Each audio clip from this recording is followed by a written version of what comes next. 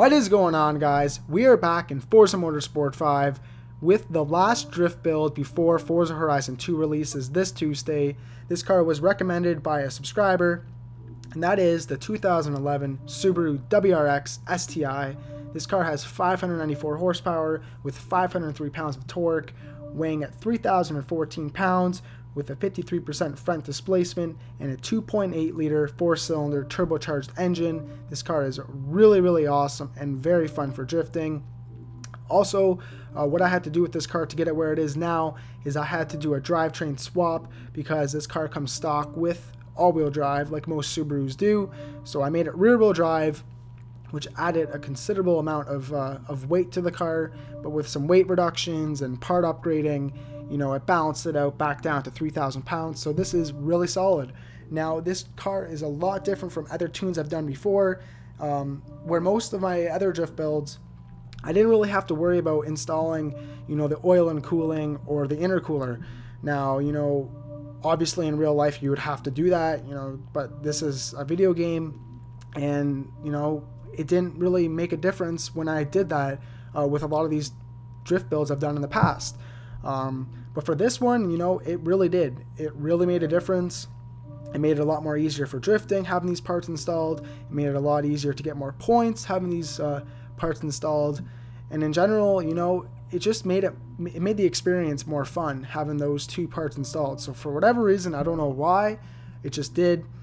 So that's what I did when I came to more so the engine upgrading, you know, those two main parts, the intercooler and the oil and cooling. So what I recommend you guys do is just follow what I did in the engine upgrades if you want to make it more so a replica of what I did here, and you know, you'll be really successful on the track that I usually practice all my drift builds on, which is the school circuit. I can say that I got this car with over 30,000 points in one lap on that track. So to me, it's successful, and this is a really good car to use. So if you guys are planning on going online and doing, you know, drift lobbies, more so for drift points, I do recommend using this car. Also, this car can hold its weight when it comes to, you know, just freaking tandeming with people or just drifting for fun. So in general, this is a really awesome drift car, and I really want to see you guys use it. So please use this car. Like this video, I'd really appreciate it, guys, if you could like this video, as this will be the last drift build before Forza Horizon 2 officially comes out. I'm not saying I'm not going to be doing more drift builds, because I probably will be doing more drift builds on Forza 5 after Forza Horizon 2 comes out, but obviously not, you know, obviously not as much, because I'll have Forza Horizon 2 to make drift builds for, right? But I'll be doing both, so, you know, you Forza 5 people out there, I will be making videos for you guys on my channel once Forza Horizon 2 comes out, but, you know, obviously not as frequent.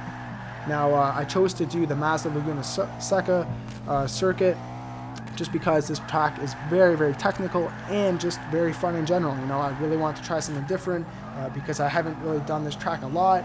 And one thing I found actually is from drifting online a lot is no one, or do I ever even see this track, you know, even like on multiplayer. Like, I've yet to see this track for drift lobbies, you know.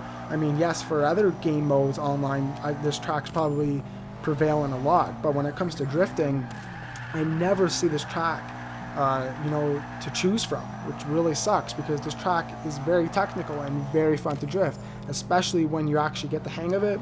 And luckily for me, I used to drift on this track a lot in Forza Motorsport 4, so I do have some of that experience back.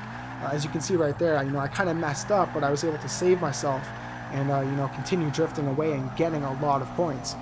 But I mean, for people that this is their first game, not used to this track, they may not have the experience that I have, or a lot of you guys may have since playing this track, you know what I mean? But I really do wish, like, they would actually have this track more prevalent online when you're doing multiplayer drift lobbies. I don't know why they don't, though, but anyways, I really do hope you guys enjoy this video. I'd really appreciate it. Like I said, if you could give this video a like, as this will be one of the last, will be the last drift build before Forza Horizon 2 comes out. You know, it's like the end of the milestone. But please, guys, leave this video a like, comment, and if you haven't already, subscribe. I'll talk to you guys next time.